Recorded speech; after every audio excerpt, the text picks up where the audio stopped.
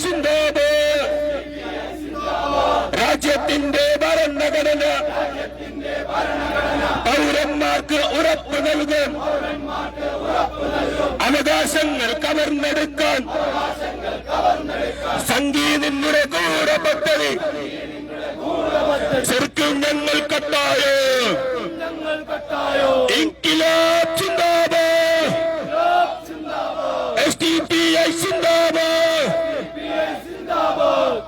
ഏറെ സ്നേഹബഹുമാനമുള്ള ഇന്ന് രാജ്യത്തിന്റെ പരമോന്നത നിയമനിർമ്മാണ സഭയിൽ ഈ രാജ്യത്തിന്റെ ഭരണഘടനയെ വെല്ലുവിളിച്ചുകൊണ്ട്, ഈ രാജ്യത്തിന്റെ മതേതരത്വത്തെ ഹനിച്ചുകൊണ്ട്, ഈ രാഷ്ട്രത്തിന്റെ പാരമ്പര്യത്തെ ഇല്ലാതാക്കിക്കൊണ്ട് ഒരു നിയമം ഇന്ന് പാർലമെന്റിൽ അവതരിപ്പിക്കപ്പെട്ടിരിക്കുകയാണ്. ഇതിനെ തുടർന്ന് ഈ രാജ്യത്തിന്റെ വിവിധ സംസ്ഥാനങ്ങളിൽ സോഷ്യൽ ഡെമോക്രാറ്റിക് പാർട്ടി വലിയ പ്രതിഷേധം സംഘടിപ്പിക്കുകയാണ്. പ്രതീകാത്മകമാണ് ഈ പ്രതിഷേധം. ഞങ്ങളുടെ എല്ലാ പ്രവർത്തകരെയും അണിനിരത്തിക്കൊണ്ടുള്ള പ്രതിഷേധമൊന്നുമല്ല. പാർലമെന്റിൽ ഈ നിയമം അവതരിപ്പിക്കുമ്പോൾ സംഘപരിവാർ ഉദ്ദേശിക്കുന്നത് നിയമം കൊണ്ട് ഈ രാജ്യത്തിന്റെ ബഹുസ്വരതയെ ആകെ അങ്ങ് തകർത്ത് കളയാമെന്നാണ്. ഇത്തരത്തിൽ വഖഫ് എന്നത് എന്താണെന്ന് കൂടി ഒന്ന് പറഞ്ഞു പോകേണ്ടതുണ്ട്. കാരണം നമ്മുടെ നാട്ടിൽ, കേരളത്തിൽ 100 വർഷത്തിലധികമായി വംശഹത്യയ്ക്ക് വേണ്ടി സംഘപരിവാർ ഉന്നം വെച്ചിട്ടുള്ള 3 കൂട്ടം ആളുകൾ ഭൂരിപക്ഷമായിട്ടുണ്ട്. കേരളത്തിൽ, ഇന്ത്യയിൽ ഒരു സംസ്ഥാനത്തും ഇല്ലാത്തതിലധികം കേരളത്തിലാണ് കമ്മ്യൂണിസ്റ്റുകളുള്ളത്, കേരളത്തിലാണ് ക്രൈസ്തവർ 20% ഈ രാജ്യത്തെ മുസ്ലിമുകൾ അടക്കം വരുമ്പോൾ സംഘപരിവാർ വംശഹത്യയ്ക്ക് ഇരയാക്കി ഇല്ലാതാക്കാൻ പ്രതിജ്ഞ ചെയ്തിട്ടുള്ള, എഴുതി വെച്ചിട്ടുള്ള, അവരുടെ വിചാരധാരയിലടക്കം 1-ലേറെ ഗ്രന്ഥങ്ങളിൽ പറഞ്ഞു വെച്ചിട്ടുള്ള 3 ഇനം ശത്രുക്കൾ ഇവിടെ ഭൂരിപക്ഷമുള്ളത്. പക്ഷേ നമ്മൾ മനസ്സിലാക്കേണ്ടത്, രാജ്യത്ത് ഒരിടത്തും എന്നതിനേക്കാൾ ഏറെ ഇസ്ലാമോഫോബിക്കായിട്ടുള്ള ഒരു അന്തരീക്ഷത്തിന്റെ സൃഷ്ടി സംഘപരിവാറിന് വളരെ കൃത്യമായിട്ട് ഈ നാട്ടിൽ സാധിച്ചിട്ടുണ്ട്, കേരളത്തിൽ സാധിച്ചിട്ടുണ്ട് എന്നുള്ളതാണ്. കേവലം 6% മാത്രം മുസ്ലിംകളുള്ള തമിഴ്നാടിന്റെ നിയമസഭ ഏകണ്ഠമായി വഖഫ് ബില്ലിനെതിരായി പ്രമേയം പാസാക്കിയിട്ടുണ്ട്. കേരളത്തിലെ നിയമസഭ അത്തരമൊരു കാര്യം ചർച്ചയ്ക്കെടുക്കുന്നേയില്ല. കേരളത്തിലെ നിയമസഭയിൽ അത്തരമൊരു ചർച്ചയെ വരുന്നില്ല. പൊതു സമൂഹത്തിൽ പോലും ആളുകൾ ഇടപെടുന്നത്, NDAയുടെ ഘടകകക്ഷികൾ പോലും വഖഫ് ബില്ലിന്, പാർലമെന്റിൽ അവതരിപ്പിക്കുന്ന വഖഫ് ഭേദഗതി ബില്ലിന് എതിരായിട്ട് നിലപാടെടുക്കുമ്പോൾ കേരളത്തിൽ അതൊരു ചർച്ചയാകുന്നേയില്ല. കേരളത്തിൽ അങ്ങേയറ്റം ആസൂത്രിതമായി സംഘപരിവാറിന്റെ വാട്സപ്പ് യൂണിവേഴ്സിറ്റികൾ തൊടുത്തുവിടുന്ന ആയുധങ്ങൾ അണിഞ്ഞുകൊണ്ട് ആളുകൾ പച്ച നുണകൾ പടച്ചുവിടുകയാണ്. NDAയിലെ ഘടകകക്ഷികളടക്കം തമിഴ്നാട് അസംബ്ലിയിൽ ഒന്നടങ്കം ഏകകണ്ഠമായി വഖഫ് ഭേദഗതി ബില്ലിനെതിരായി പ്രമേയം പാസാക്കുമ്പോൾ കേരളത്തിൽ, പ്രിയപ്പെട്ടവരെ, 925 മുതൽ സംഘപരിവാർ വംശഹത്യയ്ക്ക് ഇരയാക്കി ഇല്ലാതാക്കണമെന്ന് കച്ചകെട്ടിയിട്ടുള്ള 2ാം ഘട്ടക്കാരായ ക്രൈസ്തവ സമൂഹത്തിൽ നിന്ന് അവരുടെ ബിഷപ്പുമാര്, അവരുടെ പത്രമടക്കം വഖഫിനെ പറ്റി വളരെ ദുരൂഹത ചമയ്ക്കുന്ന നുണകൾ പറഞ്ഞുകൊണ്ടിരിക്കുകയാണ്. വഖഫ് എന്നാൽ അധിനിവേശമാണെന്നൊക്കെ വരെ പറഞ്ഞു കളയുന്ന ആളുകളുണ്ട്. വഖഫ് എന്നാൽ എന്താണെന്ന് പറഞ്ഞു പോകേണ്ടത് ഒരു ആവശ്യമാണ്. ഇത് ഏതാണ്ട് 1000 തവണയായി ഞങ്ങൾ ആവർത്തിച്ച് പറഞ്ഞുകൊണ്ടിരിക്കുന്ന ഒന്നാണ്. വഖഫ് എന്നാൽ തങ്ങളുടെ ദൈവത്തോടുള്ള പ്രതിബദ്ധത തെളിയിക്കുന്നതിന് വേണ്ടി തങ്ങൾക്ക് ഏറ്റവും കൃത്യമായി ഹലാലായിട്ടുള്ള സമ്പത്ത്, തങ്ങൾക്ക് ഏറ്റവും ഉചിതമായിട്ടുള്ള, തങ്ങളുടെ ഉത്തരവാദിത്തത്തിലുള്ള സമ്പത്തിനെ ഈ രാജ്യത്തെ എങ്ങനെയാണോ നമ്മുടെയൊക്കെ വാഹനങ്ങൾ, നമ്മുടെയൊക്കെ വീടുകൾ എങ്ങനെയാണോ നമ്മുടെയൊക്കെ പേരിൽ രജിസ്റ്റർ ചെയ്തിട്ടുള്ളത്, അതേ രീതിയിൽ സർക്കാരിന്റെ രജിസ്റ്റർ ഓഫീസിൽ ഏറ്റവും കൃത്യമായ പ്രമാണം ചെയ്തിട്ടുള്ള സംഗതികളാണ്. വഖഫിന്റെ സ്വത്തുക്കളാകെ ഈ രാജ്യത്ത് അങ്ങനെയാണ്. ഇപ്പം മുനമ്പം പറഞ്ഞുകൊണ്ടൊക്കെയാണ് ആളുകൾ നുണ പറഞ്ഞുകൊണ്ടിരിക്കുന്നത്. മുനമ്പത്ത് എന്താണ് സംഭവം? വഖഫ് ട്രിബ്യൂണൽ ആകെ കോടതികൾക്ക് മേലെ, ജുഡീഷ്യറിക്ക് മേളിലാണെന്നാണ് ഇവിടെ പ്രചരണം നടത്തുന്നത്. വഖഫ് ട്രിബ്യൂണൽ ഒക്കെ നിലവിലുള്ള, ഈ ഭേദഗതിക്ക് മുമ്പുള്ള നിയമം ഇവിടെ നിലവിലുള്ളപ്പോഴാണ് കേരളത്തിന്റെ ഹൈക്കോടതി മുനമ്പത്തെ ആളുകളോട് പറയുന്നത് നിങ്ങളുടെ കരം വാങ്ങാൻ സാധ്യമല്ല, രാജ്യത്തെ നിയമം അതാണ്. ഞങ്ങളും അതേ പറയുന്നുണ്ട്, രാജ്യത്തെ നിയമം അതാണ്. പക്ഷെ ഞങ്ങൾ ആ കൂടെ ഒരു കാര്യം കൂടി കൂട്ടിച്ചേർത്ത് പറഞ്ഞു. മുനമ്പത്ത് വഞ്ചിക്കപ്പെട്ടിട്ടുള്ള മനുഷ്യർക്ക് അവരുടെ അവകാശങ്ങൾ നിഷേധിക്കുന്നിടത്ത് ഞങ്ങളില്ല. അവർക്ക് സർക്കാർ ഏറ്റവും കൃത്യമായ രീതിയിൽ അവരുടെ അവകാശങ്ങൾ സ്ഥാപിച്ചു കൊടുക്കണം. അതിന് സോഷ്യൽ ഡെമോക്രാറ്റിക് പാർട്ടി അവർക്കൊപ്പം ഉണ്ടാകും എന്ന് അസന്നിഗ്ധമായി പ്രഖ്യാപിച്ച പ്രസ്ഥാനമാണ് സോഷ്യൽ ഡെമോക്രാറ്റിക് പാർട്ടി. പക്ഷെ നുണകൾ എവിടെ നിൽക്കുന്നു? ഞങ്ങൾ പറയുന്ന സത്യങ്ങൾ അവിടെ നിൽക്കുന്നു. കരമീടാക്കരുതെന്ന് പറഞ്ഞത് സോഷ്യൽ ഡെമോക്രാറ്റിക് പാർട്ടി അല്ല, കേരളത്തിന്റെ ഹൈക്കോടതിയാണ്. മുനമ്പത്ത് സർക്കാർ കണ്ണിൽ പൊടിയിടാൻ തട്ടിക്കൂട്ടി ഉണ്ടാക്കിയ ജുഡീഷ്യൽ കമ്മീഷനെ പിരിച്ചുവിട്ടത് അത് പാടില്ല എന്ന് പറഞ്ഞത് കേരളത്തിലെ ഹൈക്കോടതിയാണ്. ഞങ്ങൾ ആ കാര്യത്തിലെല്ലാം ഇരകളാകുന്ന മനുഷ്യർക്കൊപ്പം, എല്ലാ കാലത്തും എന്നതുപോലെ ഇരകളാകുന്ന മനുഷ്യർക്കൊപ്പമാണ്. നമ്മളൊരു കാര്യം ഏറ്റവും കൃത്യമായി ആലോചിക്കേണ്ടതുണ്ട്. 92 ഒരു വഖഫ് ഭൂമി നൂറ്റാണ്ടുകളായി ഇസ്ലാമിക സമൂഹം പ്രാർത്ഥന നടത്തിക്കൊണ്ടിരുന്ന മുഗൾ കാലത്ത് നിർമ്മിക്കപ്പെട്ട ഒരു വഖഫ് സ്വത്ത് ഈ രാജ്യത്ത് ക്ഷേത്രമായി മാറിയിട്ടുണ്ട്.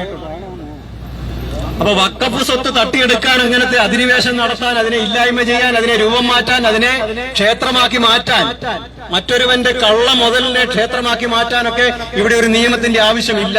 പക്ഷെ എന്തിനാണ് ഈ നിയമം? അതൊരു വലിയ ചോദ്യമാണ്. 92 ബാബറി മസ്ജിദ് എന്ന് പറയുന്ന നൂറ്റാണ്ടുകൾ പഴക്കമുള്ള മുസ്ലിം ആരാധനാലയത്തെ തകർത്ത് അവിടെ രാമക്ഷേത്രം നിർമ്മിച്ച ആളുകൾക്ക് എന്തിനാണ് ഇങ്ങനെ ഒരു നിയമം? അവർക്ക് ആ ബാബറി മസ്ജിദ് പോലെ തന്നെ ബാക്കി ആരാധനാലയങ്ങളൊക്കെ തകർത്താൽ അവർ തകർക്കുന്നുണ്ട് കേട്ടോ. ബാബറി മസ്ജിദ് ഒന്നും അവസാനിപ്പിക്കുന്നില്ല. സംഭാൽ മസ്ജിദിന്റെ കാര്യം മാത്രമല്ല ഞാൻ പറയുന്നത്, ആയിരക്കണക്കിന് മസ്ജിദുകൾ ഈ രാജ്യത്ത് ബുൾഡോസ് ചെയ്തുകൊണ്ടിരിക്കുന്ന ഭരണകൂടങ്ങളാണ് നമ്മളെ ഭരിച്ചുകൊണ്ടിരിക്കുന്നത്. അത്തരം സാഹചര്യത്തിൽ ഈ ഒരു ബില്ലിലൂടെ സംഘപരിവാർ ഉന്നം വെക്കുന്ന ഇന്ത്യയിലെ ഇസ്ലാമിക മനുഷ്യരുടെ ആത്മാഭിമാനത്തെ തകർക്കുക എന്നുള്ളതാണ്. അത്തരമൊരു തകർക്കലിലേക്ക് ഒരു നിയമം നിർമ്മിച്ചുകൊണ്ട് രാജ്യത്ത് ഇസ്ലാമികമായിട്ടുള്ള ഖബർസ്ഥാനുകൾ പോലും മാന്തിയെടുത്തുകൊണ്ട് പോകാനുള്ള ആസൂത്രിത പദ്ധതി അവർ നടപ്പാക്കിക്കൊണ്ടിരിക്കുകയാണ്. കഷ്ടകാലത്തിന് അവന്മാർക്ക് 240 സീറ്റേ ഉള്ളൂ. പിന്നെ താങ്ങിപ്പിടിച്ച് ബീഹാറിൽ നിന്നും ആന്ധ്രയിൽ നിന്നുമൊക്കെ ഏച്ചു കെട്ടി നടത്തുന്ന ഒരു ഭരണമായതുകൊണ്ട് മാത്രമാണ് ഈ നിയമങ്ങളൊക്കെ നടപ്പാക്കാതെ. പക്ഷേ ഈ നിയമം നടപ്പാക്കാൻ അനുവദിക്കുകയില്ലെന്ന ചുണയുള്ള 10 ആൺകുട്ടികൾ പ്രഖ്യാപിച്ചാൽ ഈ നിയമമൊക്കെ അങ്ങ് അറബിക്കടലുകളിൽ ഒഴുകിപ്പോവുകയുള്ളൂ. പക്ഷേ ഈ രാജ്യത്തെ ജനാധിപത്യം നിലനിൽക്കുവോളം, ഈ രാജ്യത്തിലുള്ള ഞങ്ങളുടെ പ്രതീക്ഷ അവസാനിക്കാത്തടത്തോളം, കാരണം അത്തരം പ്രതീക്ഷയ്ക്ക് കഴിഞ്ഞ പൊതു തെരഞ്ഞെടുപ്പ് വലിയ ഉദാഹരണമാണ്. അയോധ്യയുടെ മണ്ണിൽ, ബാബറിയുടെ മണ്ണിൽ സംഘപരിവാർ പരാജയപ്പെട്ടു എന്നുള്ളിടത്താണ് ഈ രാജ്യത്തിന്റെ ആത്മാവ് കുടിയുള്ളത്. ചന്ദ്രശേഖർ ആസാദിനെ പോലെ ഈ രാജ്യത്ത് എല്ലാ മുന്നണികളും ചേർന്ന് പരാജയപ്പെടുത്താൻ ശ്രമിക്കുന്ന ആളുകൾ ഇന്ത്യൻ പാർലമെന്റിലേക്ക് കടന്നു വരുന്നു. അവിടെ നിയമനിർമ്മാണ സഭകളിൽ അവർ വെല്ലുവിളി ഉയർത്തുന്നു, ധൈര്യത്തോടെ നിന്ന് സംസാരിക്കുന്നു എന്നുള്ളതാണ്. ഈ ധൈര്യത്തിന്റെ കാര്യം പറയുമ്പോൾ കേരളത്തിൽ നടക്കാൻ 100ഓളം അംഗങ്ങൾ ഇന്ത്യൻ പാർലമെന്റിൽ കോൺഗ്രസുകാരായിട്ടുണ്ട്. ഇന്ത്യൻ പാർലമെന്റിൽ മോഡിയുടെയും അമിത്ഷായുടെയൊക്കെ മുമ്പിൽ, ഇതിനു മുമ്പ് ഈ 2024 തെരഞ്ഞെടുപ്പിന് മുമ്പുള്ള പാർലമെന്റ് നടപടിക്രമങ്ങൾ നമുക്ക് കണ്ടറിയാം. മോഡിയുടെ മുമ്പിൽ മുട്ടിടിച്ചു നിന്ന ആളുകൾ ഇന്ന് ധൈര്യപൂർവ്വം മോഡിക്കും അമിത്ഷായ്ക്കും നേരെ വിരൽ ചൂണ്ടിക്കൊണ്ട് അവരുടെ കൊലപാതകങ്ങൾ അടക്കം അവരുടെ തെറ്റുകൾ വിളിച്ചു പറയുന്ന കാഴ്ച ഇന്ത്യൻ പാർലമെന്റിൽ നമുക്ക് കാണാൻ സാധിക്കും. അത്തരത്തിൽ ധൈര്യമുള്ള ഒരു പ്രതിപക്ഷത്തെ ഉണ്ടാക്കാൻ ഏറ്റവും കൃത്യമായ ഇടപെടലുകൾ നടത്താൻ സാധിച്ചിട്ടുള്ള സോഷ്യൽ ഡെമോക്രാറ്റിക് പാർട്ടി തെരുവിൽ നിന്നുകൊണ്ട് പറയുന്നു, ഞങ്ങൾ ഈ ഞങ്ങളുടെ പൂർവിക സ്വത്ത് വിട്ടുതരില്ല. അത് രാജ്യത്തിന്റെ മതേതരത്വത്തിനെ സംരക്ഷിക്കുന്നതിന് വേണ്ടിയാണ്.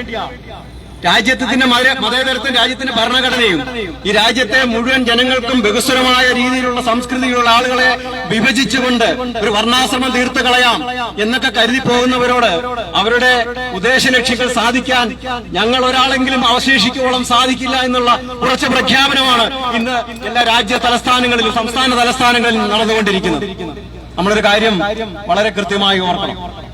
ഈ രാജ്യത്ത് സംഘപരിവാർ ഇങ്ങനെ വലിയ ആഘോഷമൊക്കെ നടത്തി അധികാരമൊക്കെ ഇങ്ങനെ പ്രഖ്യാപിച്ച ആളുകളെ അടിച്ചമർത്തി മുന്നോട്ട് പോയിക്കൊണ്ടിരിക്കുമ്പോൾ ഈ രാജ്യത്ത് ഇന്ത്യൻ പാർലമെന്റിൽ ഉണ്ടാകുന്ന പ്രതിഷേധം ആകസ്മികമായ ഒന്നല്ല. പലപ്പോഴും ഇന്ത്യയിൽ, കേരളത്തിൽ തന്നെ നമ്മൾ ശ്രദ്ധിച്ചാൽ അറിയാം, കേരളത്തിലെ പാർലമെന്റ് അംഗങ്ങൾ അവരുടെ വീടുകളിലേക്കൊക്കെ മാർച്ച് നടത്തുന്ന ആളുകളുണ്ട്, വഖഫിന് അനുകൂലമായി വോട്ട് ചെയ്യണമെന്ന് ആവശ്യപ്പെട്ടുകൊണ്ട്. പാർലമെന്റിൽ സംഘപരിവാർ കൊണ്ടുവരുന്ന ന്യൂനപക്ഷ വിരുദ്ധമായ, ഭരണഘടനാ വിരുദ്ധമായ ഈ ബില്ലിന് പേടിപ്പിച്ചാൽ വോട്ട് ചെയ്തു പോകുന്നവരാണ് കേരളത്തിലെ എംപിമാരെന്ന് കരുതിക്കൊണ്ട് എംപിമാരുടെ വീടുകളിലേക്കൊക്കെ മാർച്ച് ഇന്ന് നടക്കുന്നുണ്ട്. അത്തരത്തിൽ ഭയപ്പെടുത്തി കളയാമെന്നുള്ള ഒരു സൂചനയെങ്കിലും നൽകുന്ന ആളുകളാണോ നമ്മുടെ എം പിമാരെന്ന് നമ്മൾ ചിന്തിക്കണം. ഈ രാജ്യത്ത് ഭരണഘടന നിലനിർത്തുന്നതിന് വേണ്ടി, രാജ്യം നിലനിർത്തുന്നതിന് വേണ്ടി തന്നെ വോട്ട് ചെയ്ത് ജയിച്ചു പോയിട്ടുള്ള എം പിമാർ അവരുടെ കടമ നിർവഹിക്കില്ലെന്നുള്ള ഒരു സംശയം എങ്ങനെയാണ് സംഘപരിവാറിന് ഉണ്ടാവുന്നത്? അത്തരത്തിലുള്ള ചർച്ചകൾ ഈ രാജ്യത്ത് നടക്കുന്നുണ്ടോ എന്ന് പരിശോധിക്കേണ്ടതാണ്.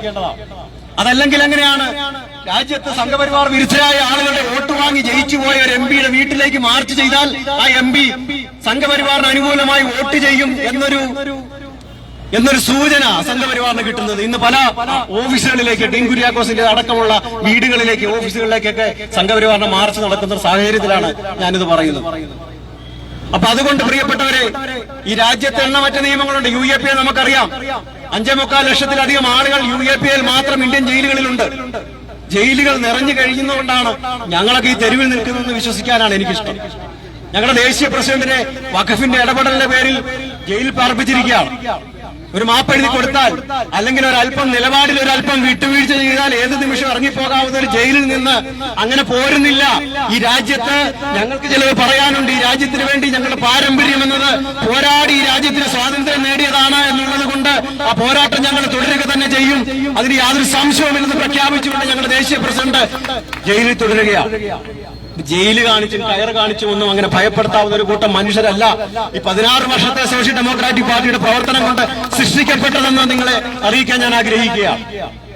അതുകൊണ്ട് രാജ്യത്ത് ചുട്ടെടുക്കപ്പെടുന്ന നിയമങ്ങൾ, അത് അംഗീകരിക്കാനാവാത്ത നിയമങ്ങളെ അംഗീകരിക്കാതെ തന്നെ അതിന് ഏത് മാർഗത്തിലുള്ള ഭരണകൂട ഭീകരതയും ഫാസിസത്തെയും നേരിടാൻ തയ്യാറായിട്ടുള്ള വലിയൊരു കൂട്ടം ആളുകളെ ഈ തെരുവിൽ സൃഷ്ടിച്ചെടുക്കാൻ സാധിച്ചിട്ടുണ്ട് എന്ന് ഓർമ്മിപ്പിച്ചുകൊണ്ട്, ഇവിടെ ഈ കാലാവസ്ഥയുടെ ദുസ്ഥിതിയിലും ഇതിലും വലിയ ഭീകരമായ കൊടുംവെയിലിലും തീയിലും ഉരുകിപ്പോകാതെ നിൽക്കാൻ ത്രാണിയുള്ള ആളുകൾ എന്ന നിലയിൽ ഇവിടെ എത്തിച്ചേർന്ന മുഴുവൻ സഹോദരങ്ങളെയും ഏറ്റവും കൃത്യമായ അഭിവാദ്യം ചെയ്തുകൊണ്ട് ഇനിയും ഈ പോരാട്ടം നമുക്ക് തുടരേണ്ടതുണ്ട്.